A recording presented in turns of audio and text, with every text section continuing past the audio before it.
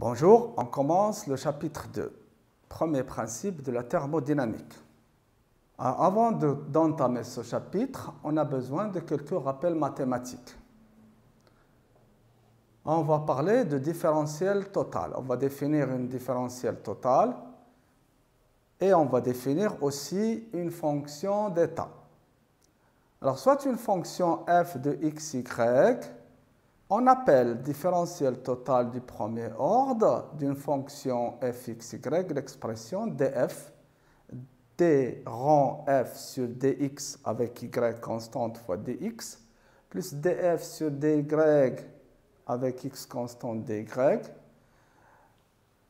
Cette différentielle est dite totale exacte si la dérivée seconde, c'est-à-dire par rapport à y de df sur dx, c'est égal à la dérivée par rapport à x de df sur dy.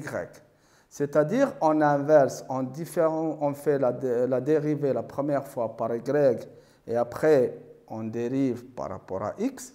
Et de l'autre côté, on dérive au premier par rapport à x et après, on dérive par rapport à y. Si cette condition est satisfaite, le df est une différentielle totale exacte. Maintenant, si df est une différentielle totale exacte, alors la fonction f est une fonction d'état. En thermodynamique, on a besoin des fonctions d'état. Pourquoi?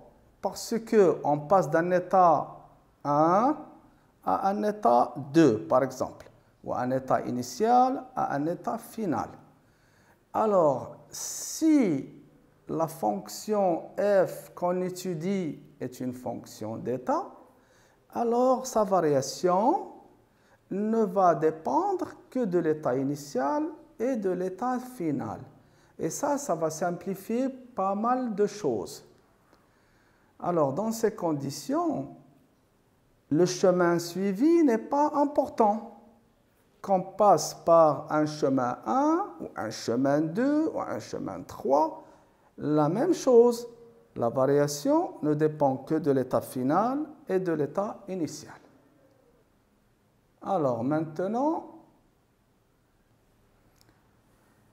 on va parler de travail. Alors, je vais prendre le même exemple, la seringue, qui contient de l'air dedans. Je vais fournir à l'air qui est dans la seringue un travail. Je pousse avec ma main, voilà, et ça, c'est le travail que je fournis avec ma main à ce gaz-là. Quand je fournis ce travail, alors le volume va changer, c'est-à-dire que l'air se comprime. Et le travail par définition, c'est F dl. En mécanique, dW égale à F dl. En thermodynamique, on travaille avec la pression et le volume. Donc, le dW, c'est moins PdV. Pourquoi le moins? Alors, regardez. Si, quand j'ai poussé, le volume a diminué, c'est-à-dire dV est négatif, et la pression P est supérieure à 0, mais je fournis du travail, le système a reçu du travail, donc ça doit être positif. Quand je fais le contraire, c'est-à-dire quand je reçoit, c'est-à-dire le volume diminue, augmente, le dV est supérieur à 0, mais la pression est toujours positive. Donc, dans ces conditions, le travail doit être négatif parce qu'il est fourni. Donc, toujours moins PdV. Ça, c'est l'élément de travail. Mais si je passe d'un état A à un état B, alors je dois intégrer entre A et B moins P dV et ça va me donner le travail WAB. Une remarque très importante, le travail dépend du chemin suivi. Ce n'est pas une fonction d'état. Si j'ai une transformation irréversible, la pression est égale à la pression extérieure, et alors le travail, pour passer de l'état A à l'état B, c'est l'intégrale de A à B moins P dV, c'est-à-dire la pression extérieure fois moins la pression extérieure fois le volume la différence des volumes VB moins VA. Et c'est la formule numéro 1 de ce chapitre.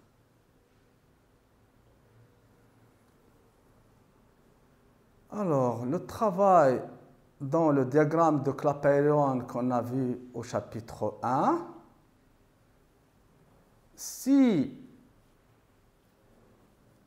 je prends la transformation, par exemple, d'un état A à un état B, comme indiqué sur la figure ici, alors quand le volume augmente, je passe de l'état VA à l'état VB, mon travail est négatif. Donc ça, c'est ce qu'on appelle une détente. Le travail est perdu par le gaz.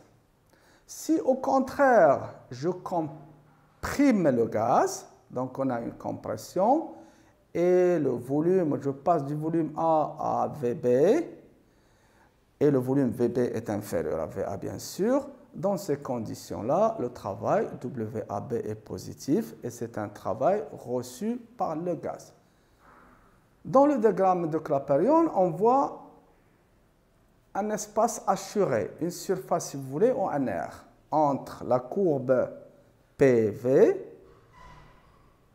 du chemin suivi et l'axe des volumes.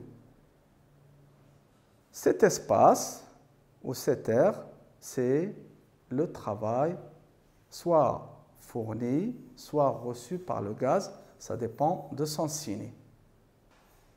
Dans le cas où on a un cycle, alors il y a deux cas. Dans le diagramme de Clapeyron toujours, si le cycle est parcouru dans le sens positif, sens mathématique positif, donc si vous voulez le sens trigonométrique, alors dans ces conditions-là, on a un travail positif. Et dans ces conditions-là, c'est un récepteur, c'est ce qu'on appelle un cycle résistant. Au contraire, si le cycle est parcouru dans le sens des aiguilles d'une montre, alors dans ces conditions-là, vous avez un travail qui est négatif, et c'est ce qu'on appelle un cycle moteur, le cycle produit du travail. Toujours, le travail, c'est l'air à l'intérieur du cycle dans le diagramme de Clapeyron. On va parler de quelques cas particuliers. Le premier cas particulier, c'est une transformation isochore. Dans ces conditions, le volume ne change pas. Et alors, si je prends la formule W est égal intégrale moins P dV, dV est nul, donc WAB est nul. Il n'y a pas de travail ni reçu ni perdu. Maintenant, en parlant de chaleur, on va parler de la chaleur. La définition, la chaleur est une forme d'énergie. Et c'est la forme la plus dégradée de l'énergie. Alors, il y a plusieurs formes d'énergie. L'énergie électrique, l'énergie mécanique, l'énergie, la lumière, etc. L'énergie de lumière, etc. En thermodynamique, on utilise souvent la chaleur.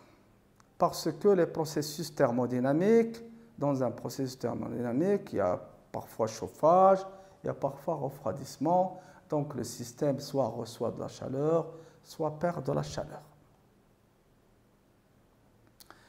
Il y a une convention de signe, c'est la même chose que pour le travail. Si la chaleur elle est reçue par le système, elle est positive. S'il est perdu par le système, elle est négative. C'est la même chose que pour la monnaie. Si vous prenez de la monnaie de votre poche et vous la donnez, donc vous perdez des dirhams. Dans ces conditions-là, la somme que vous avez a diminué.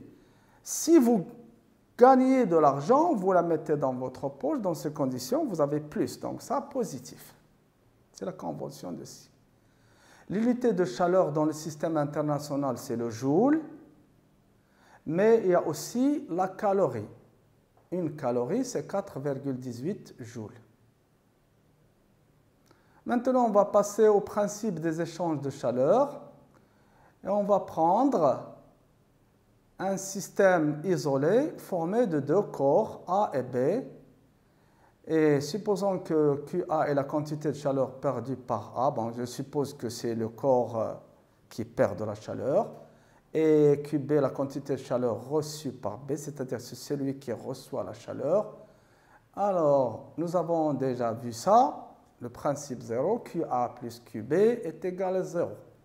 Donc, la chaleur reçue par le corps froid, c'est celle donnée par le corps chaud.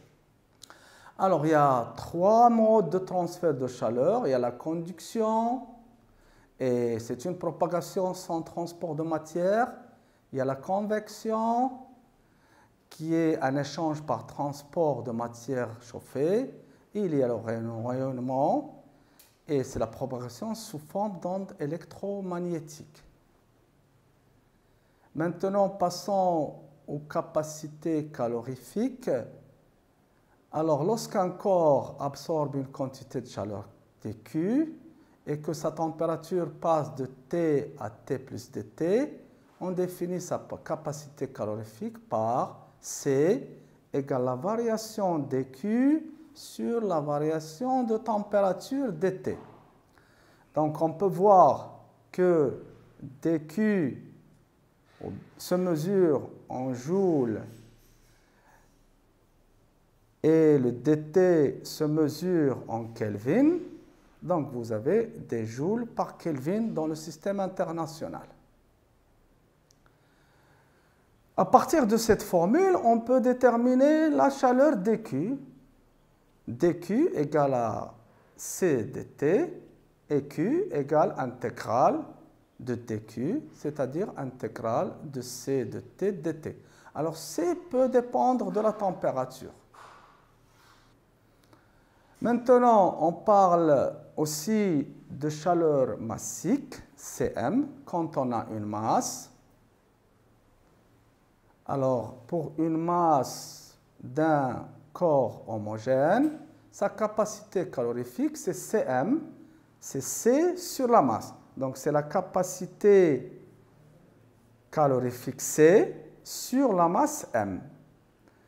Et à partir de cette formule, on peut voir que le Cm se mesure en joules par kilogramme Kelvin. Aussi, si on parle de mol, on a ce qu'on appelle la chaleur molaire.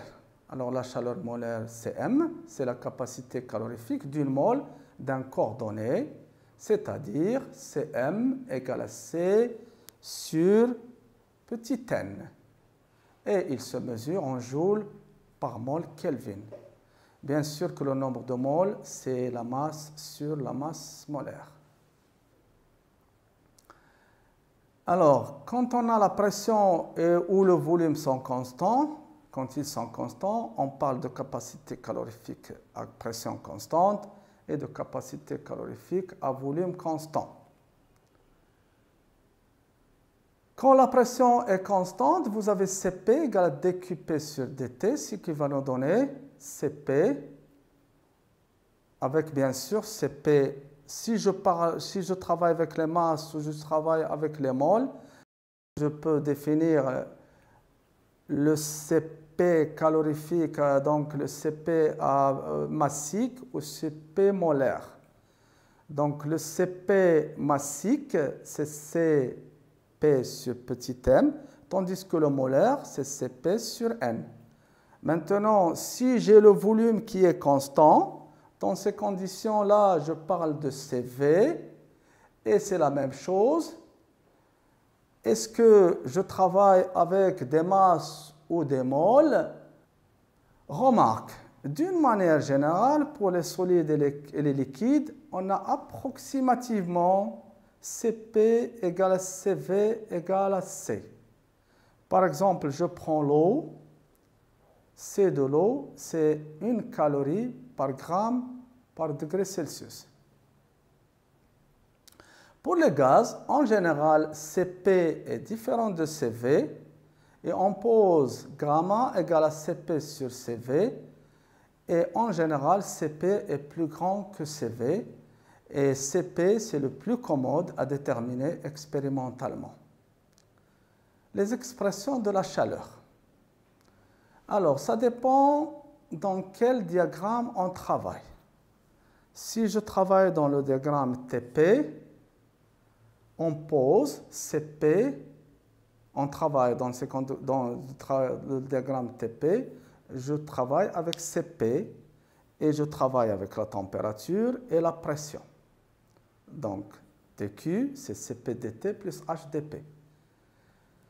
Tandis que si je le travaille dans le diagramme TV, alors dans ces conditions-là, je travaille avec Cv, la température et le volume, et je pose Tq égale à Cv dt plus LdV.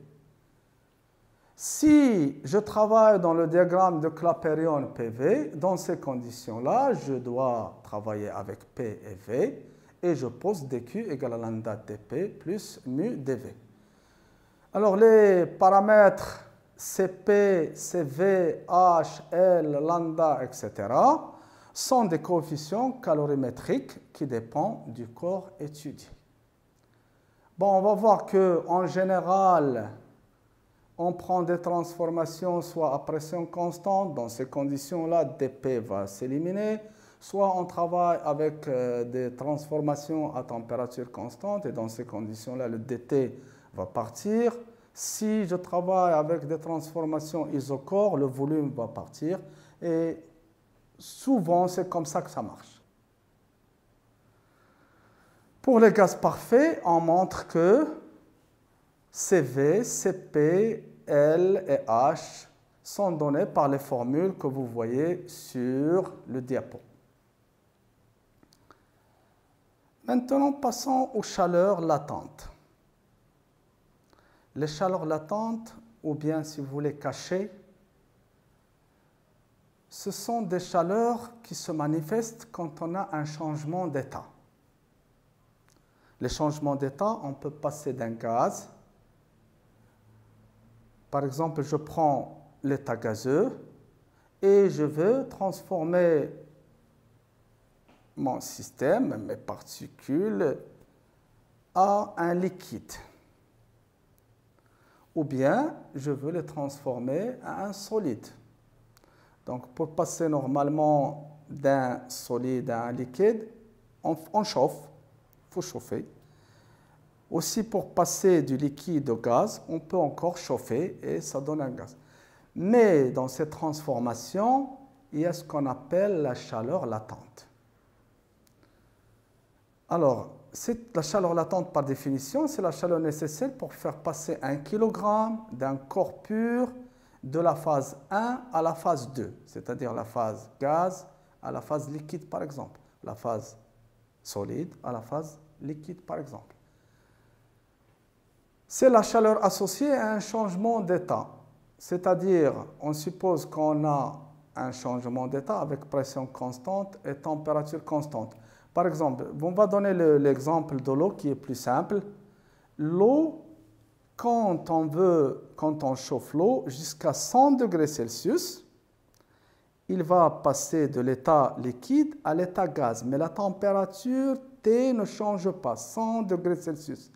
La pression aussi, on suppose que nous travaillons avec la pression atmosphérique dans l'état P égale à P0, dans cet état P égale à P0. Et la chaleur latente est donnée par la formule Q égale à la masse fois la chaleur dégagée, soit reçue soit perdu, bien sûr, ici, il est reçu quand on chauffe. C'est M fois L12, où L12, c'est la chaleur latente pour passer de l'état 1 à l'état 2, c'est-à-dire gaz liquide ou liquide gaz ou solide gaz, etc. Maintenant, on va passer à des échanges particuliers et parlons d'une adiabatique. Qu'est-ce que c'est qu'une adiabatique? Une transformation est dite adiabatique quand il n'y a pas d'échange de chaleur. C'est-à-dire dQ pour passer de l'état A à l'état B est nul. Pour un gaz parfait, on a une formule qu'on utilise souvent et qu'on peut démontrer en utilisant dQ égale à 0. On arrive à la formule suivante, PV gamma égale à constante. Cette formule PV gamma égale à constante est valable dans le diagramme PV, mais dans le diagramme TP par exemple, on peut trouver une autre formule en combinant cette formule PV gamma égale constante avec la formule des gaz parfaits PV égale nRT.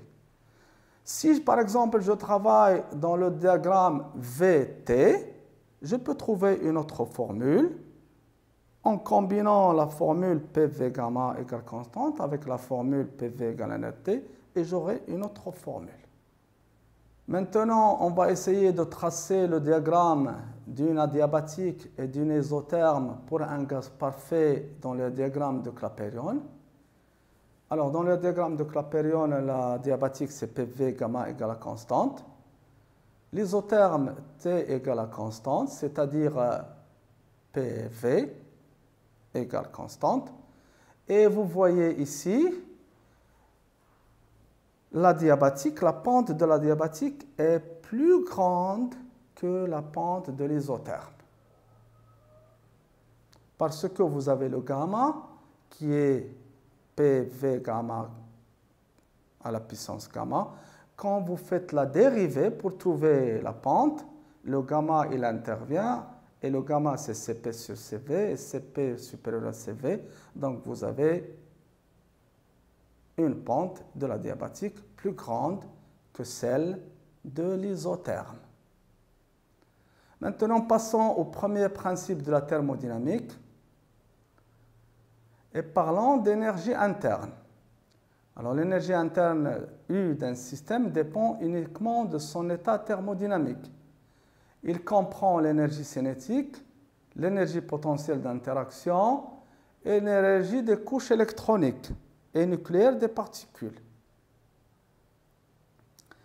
Énoncé du premier principe, soit une transformation thermodynamique quelconque qui fait passer un système d'un état A à un état B. Alors, le premier principe, il dit que la variation de l'énergie interne entre l'état A et B, c'est la chaleur échangée pour passer de A à B, donc Q à B, plus le travail entre A et B. Donc, delta U à B égale à Q à B plus W à B. C'est une formule très intéressante et qu'on va utiliser pour soit trouver l'énergie, la variation d'énergie interne si on a la chaleur et le travail échangé, ou bien pour trouver la chaleur si on a la variation d'énergie interne et le travail, etc. Alors, l'énergie interne est très intéressante parce que c'est une fonction d'état. Ne dépend que de l'état final et de l'état initial. Alors, les conséquences de ce premier principe, si par exemple on a une transformation cyclique, c'est-à-dire que l'état initial est le même que l'état final, donc la variation d'énergie interne est nulle, et dans ces conditions, le travail est égal à moins la chaleur du cycle. Maintenant, si on a un système isolé, il n'y a ni échange de travail, ni échange de chaleur.